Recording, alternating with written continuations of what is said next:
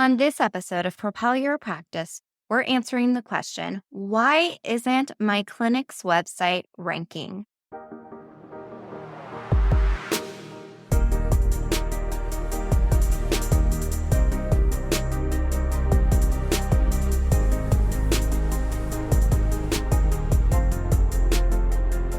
Welcome to the Propel Your Practice podcast, where we look at actionable strategies clinic owners can take to help improve their online presence. And today we're diving into some specifics about why your website might not be ranking. I'm your host, Darcy Sullivan, and let's just go ahead and dive into this topic. Now, we're speaking specifically about your website and its rankings on Google and those other search engines. We're not talking about your Google Maps listing, which is controlled by your Google Business Profile listing. For information about how to rank your Google Maps or Google Business Profile listing, please check out one of our previous episodes where we did a deep dive into how to do just that. You can get that link by checking out the notes section in this podcast. So today we're talking all about your clinic's website. And I'm going to go over with you the top 12 reasons why we see issues that people are having when it comes to ranking their website on Google.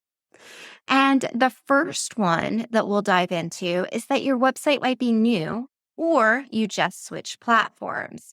If your website is brand spanking new, it's going to take a little while for you to gain that authority and position yourself on Google. So you're going to want to be sure to make sure that your website is properly optimized and that you're continuing to add proper content to help you connect with your target audience. If you are just getting started with your website, be sure to check out some of our resources at propelyourcompany.com. We've got website checklists, we've got free trainings, and more. And that's directly for those that are just launching their website.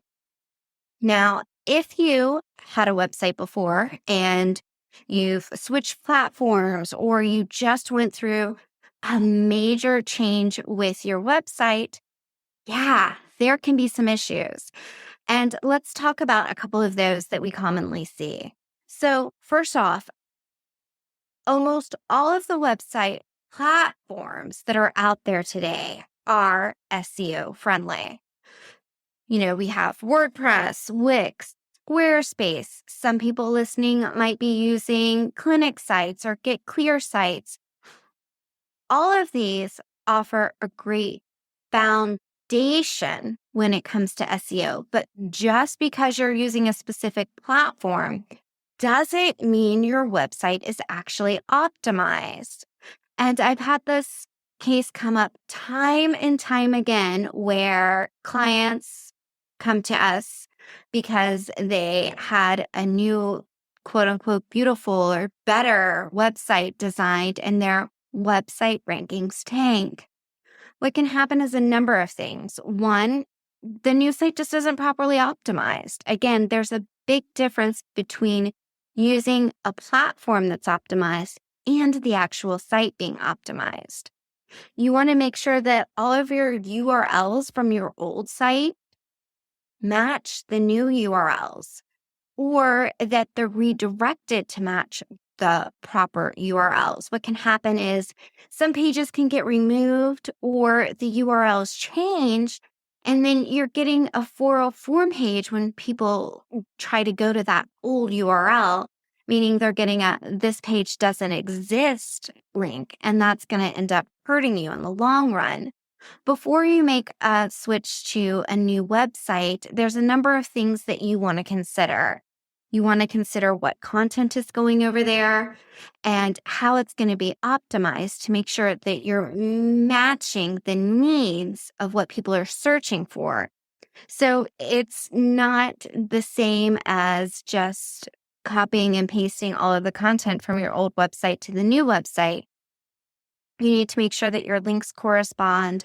You need to check out your meta page title tags and descriptions, your internal links. There's a whole lot that gets put into play that can be causing a little bit of an issue with that.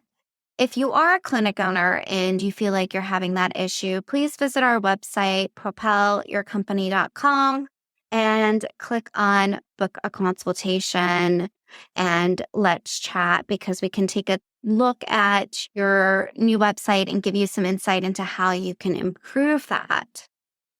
Reason number 2 that your website might not be ranking.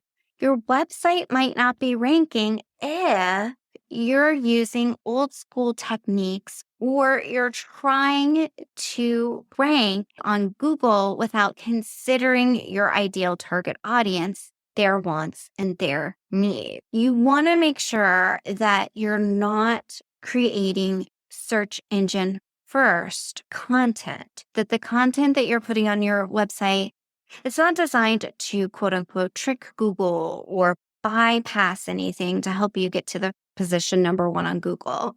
That your content is using best what we call white hat SEO tactics.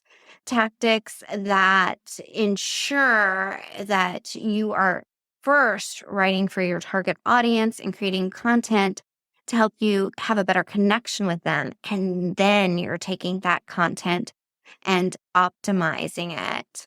Back in the day, there were 2 terms. There was black hat SEO and white hat SEO. And black hat SEO referenced trying to trick Google into getting the top position. So that phrase isn't really used as much as it was maybe 10, 15 years ago, but you still want to make sure that you're not doing quote unquote black hat techniques, that you're not buying, for instance, inbound links to your website in hopes of boosting your position or having AI sources write content for the sake of content's sake, that you're taking actions that are in alignment with best SEO practices. So reason number 1 that we went over is that your website is brand new or you just switched platforms. Reason number 2 is you're using some old school SEO tricks that don't work anymore. And as we refer to SEO, we're talking about search engine optimization. SEO focuses on using proven strategies and tactics to maximize the number of visitors to your website by positioning your website high on the list of organic, that's the non-paid results, in Google and those other search engines. So we talked about reason number 1 and reason number 2. Reason number 3, and I see this a lot, is that sometimes people lose sight of their audience or they haven't taken the time to really clearly define their target audience. In the show notes, you can check out a podcast that we did specifically on this topic, but you really want to hone in to who your target audience is and the questions that they're asking, the services that you offer that directly correlate to the problems that they have. That's the type of content that you want to be developing. I see this time and time again where people put together generic content, or they're writing or having content written for them about stuff that doesn't really directly correlate to the problems that their target audience has. And when you do this, not only do you see droppings in your website ranking, but the messaging seems to be out of alignment on your website for who you're trying to target. And in turn, the leads that you do get might not line up with the target audience that you would like to attract. Next on the list, reason number 4, you're trying to copy your competition. One thing that I've said time and time again is that you cannot become the best in your industry by copying what your competition is doing. You cannot get to position number 1 on Google number 2, number 3, number 4 by copying what your competition is doing. You need to find your unique value adds and position yourself strategically, not copying exactly what they're doing. Reason number 5 that your clinic website might not be ranking is that you're suffering from what I like to call keyword chaos. And this comes in different forms. This comes in the form of you might not have clearly defined what keywords you should be ranking for. You might be thinking too small when it comes to the keywords you should be targeting. You could be targeting keywords that are just too competitive. That can happen in an oversaturated market if you've got a number of clinics that you're competing with that are in your specific area. If you're not familiar with the phrase keywords, keywords are words or phrases in your website content that make it possible for people to find your site through the search engines. Here's the thing. If you're not using the right keywords on your website, it's going to make it more difficult for Google for those keywords specifically. When you think about keywords, you want to think about the services that you offer, the problems that you solve, the solutions that you offer, industry topics, and they want to be location based. We want to make sure that you're targeting keyword phrases that are going to help you locally if you're a clinic that's trying to rank locally. And a lot of this comes down to picking out a specific targeted keyword phrase for every single website page. So, for example, we work with a lot of chiropractors. Well, your homepage should include the word chiropractor. Your chiropractic care page should focus on the words chiropractor and chiropractic. Your back pain page should focus on back pain. You want to make sure that you're directly correlating the keywords that you're trying to target with those specific pages. You don't want to have one overall keyword that you're trying to rank for on every single page. Sure, you might be a chiropractor and you might be in a specific city. You are in a specific city, but even though you're trying to rank for chiropractor name of city, you're also trying to rank or should be trying to rank for other keywords that correlate with the problems that your ideal patients have. So again, we talked about that your website might be newer. You might just have switched platforms. You might be using old school, outdated techniques. You may have lost sight of your target audience. You may be trying to copy what your competition is doing. It could be that you suffer from keyword chaos, like we just spoke about, or up number 6, it could be that you have indexing issues. This we see very, very seldom, but when we do, it's a big, big problem. So what can happen is there might be a chance that if your website is brand new, which kind of bumps up to number 1, or you did a recent website redesign as an example. And we see this more in WordPress than we do in other sites. Let's just say that you had a company design your new website. And while they were designing the new website in WordPress, they had it marked to discourage search engines from indexing the site because in their mind, it was draft time and they were doing the layout, they were getting the content right. They didn't want the World Wide Web to have access to it. But they forgot to clear out that indexing issue before the launch. That's a huge issue. So how do you know if you're like absolutely nowhere in the world can I find my website online? If you go to Google and you type in site : and then put your URL in, and do a search, see what appears. The pages on your website should appear. So in the example of, let's say that your website, well, we'll use our website, for example. Our website is propelyourcompany.com. I would go to Google and I would put in the search site : propelyourcompany.com. I'm not typing in site : HTTP or HTTPS. I'm not putting in the www. I'm just strictly typing in site : propelyourcompany.com. When you do that and you do a search, you'll see all of the indexed pages. If there is an overall indexing issue, you're not going to see anything there. If that is your issue and you are, again, a person who has a clinic, website, chiropractor, acupuncturist, physical therapist, what have not, please feel free to book a consultation with us. You can do so by going to propelyourcompany.com. When you get there, there's a nice little tab that says book a discovery call.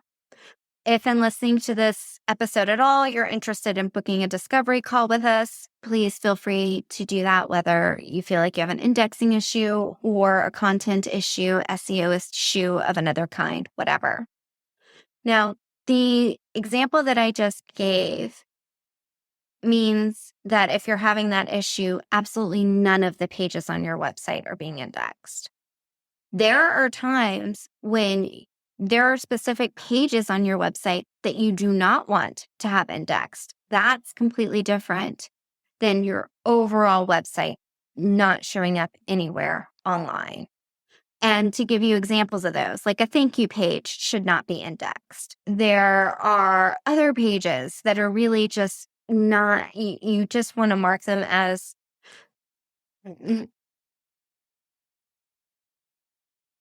no index. Simply having a couple thank you pages and a couple other specific pages not indexed on purpose is different. For example, you might have an ad page that you're running. Well, you only want traffic coming from the advertisements that you're running, so you might mark it as no index because you do not want it to show up in the Google results.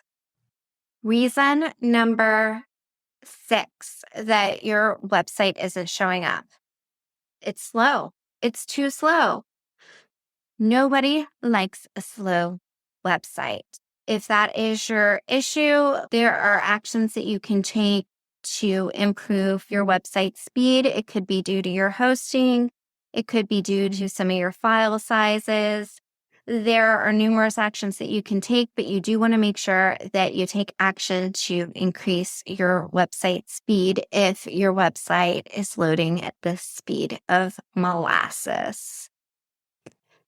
Let's see, what number are we on?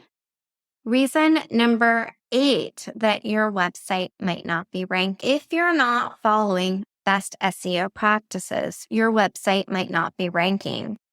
We have a great free training that you can check out at propelyourpractice.com/learn called The 5 Secrets to Owning the First Page of Google Without Spending Money on Ads. That will walk you through some of the basics of SEO, but just to go over some of them, you want to make sure that you're using SEO-friendly URLs, that you're using proper title tags and meta page descriptions, that you're using proper header tags, that you're using your keywords, that you're using internal links, and we'll talk about internal links here in a couple minutes in more detail. You want to make sure that your content is easy to digest and that it's scannable, that your images are properly optimized, and you want to make sure that you have an overall great user experience, which we're going to talk about again coming up soon as well. Some of these items are just really the proper foundation for having a good website. Reason number 9 that your website isn't ranking or might not be ranking. You have few backlinks to your website. So when we think of the web, we think of it just like that. Web connects link by link by link. Having the proper backlinks to your website will help increase your overall visibility on Google and those other search engines. We have a guide on our website that you can look into on how to start building easy backlinks to your website to help you if you don't have any backlinks or few backlinks that are the appropriate type that are coming to your website. Again, when we talked about reason number 2 that you might be following old school, inappropriate SEO hacks or tricks.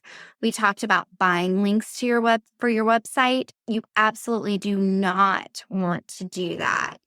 What you want to do is to start gaining natural links to your website through a holistic approach. And you can check out the guide in our show notes on how to get started on building quality backlinks to your website.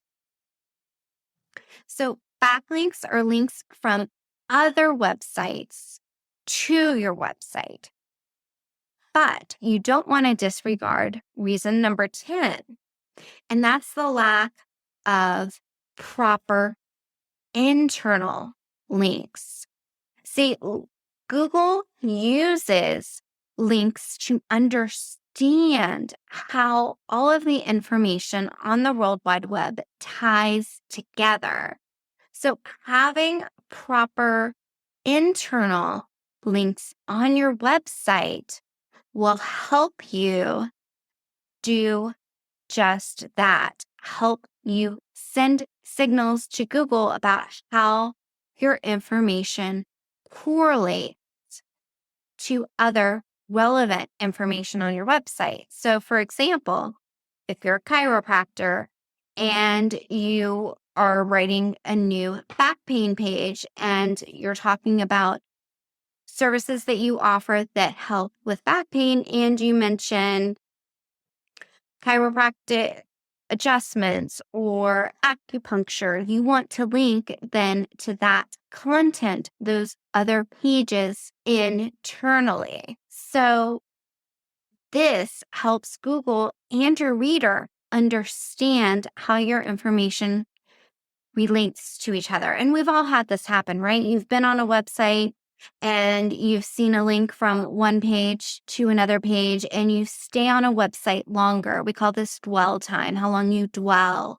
You stay on a website, which is another indicator to Google that you're providing and serving out quality content. You want to, once you get somebody on your website, the goals are either for them to book an appointment with you or for them to continue to stay on your website until they feel comfortable enough, know, like, and trust you enough to make an appointment with you or consider you a valuable resource. So we want to make sure that we're including those internal links in the proper way to help you do just that. Next up, reason number 11 is what we refer to as a bad UX, a bad user experience. And I think we're going to end up doing a podcast specifically on this topic because it is coming up more and more and more. But what we want to do is we want somebody to enjoy their experience on your website. Google wants people to enjoy their experience on your website. So the way that we do this is, one, by making it easy when they get to your website to know how to navigate around your website in a proper way. We want to make sure that you're providing the right content that somebody is looking for when they come to your website. You want to make sure your navigation structure is simple, that the book now or the booking process is very clearly defined, that, that your logo looks appropriate, that you don't have a dark blue button on top of a medium blue background, which makes the contrast hard to see, that you don't have text on top of, like, embedded in your images instead of underneath them or laid out on top of it, that your logo doesn't scrunch so small when somebody scrolls down and there's this sticky header menu that they can't tell the name of your company. There's a number of different factors that go into creating a really good user experience on your website. And if you're unsure if your website contains a bad user experience, ask somebody that you know to take a look at your website as if they didn't know what you did. Make sure that they're able to navigate to all of the important, easy to get to pages, that they would know exactly how to book an appointment with you, that they could leave the website after a few minutes knowing exactly what services you provide and what solutions you fix for people.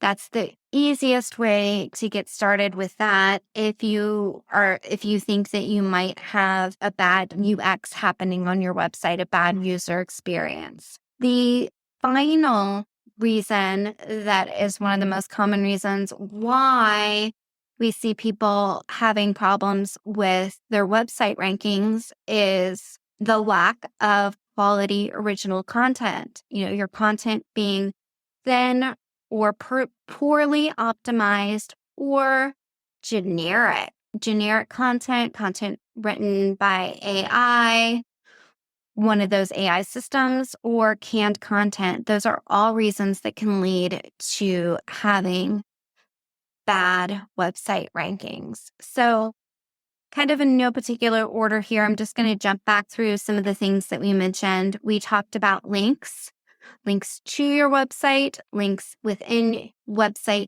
pages and blog posts to other relevant content in your website, providing a good user experience, providing quality content, thick, unique, quality content that directly aligns with what your target audience is looking for, making sure that you're following best SEO practices. You want to make sure that your website loads quickly, that you don't have an indexing issue. Again, the indexing issue is the overall website indexing issue is not very common, but when it happens, just your website will absolutely not rank anywhere. You want to make sure that you've done your keyword research, that you're not copying your competition, that you've clearly identified your target audience, and that you are not using those old school SEO tricks. If you have yet to take our free SEO workshop, please do. You can visit propelyourcompany.com/learn to watch or sign up for that free training. Then the first reason that we talked about is if you do have a new website or you're switching platforms, make sure that your SEO is in check. Just because you're using an SEO-friendly platform doesn't mean you're doing SEO or that your website is optimized. So you do want to make sure that you are always following best SEO practices. If you feel like your website could use a little SEO love, please feel free to visit propelyourcompany.com and book a discovery call. We would love to chat with you. Well, hey, before we head out, I want to invite you to join in on a free masterclass I put together on the 5 secrets to owning the first page of Google without paying for ads. You can find a link to sign up for this free masterclass in the show notes for this episode, or by visiting propelyourcompany.com/learn. During this workshop, we do a deep dive into strategies to help you improve your online presence, including your Google Business Profile. That's what used to be called the Google My Business listing and what controls the Google Maps section, along with how voice SEO plays a big role in today's search and where you should be focusing your efforts online for the biggest impact. All right. Well, that's it for today. Again, you can join the masterclass by visiting propelyourcompany.com podcast.com/learn. And if you have a topic that you would like to hear on an upcoming episode of Propel Your Practice, please send it in by visiting propelyourcompany.com/podcast-topics or looking for the link in the show notes. Thanks so much for your time. I'll talk to you soon.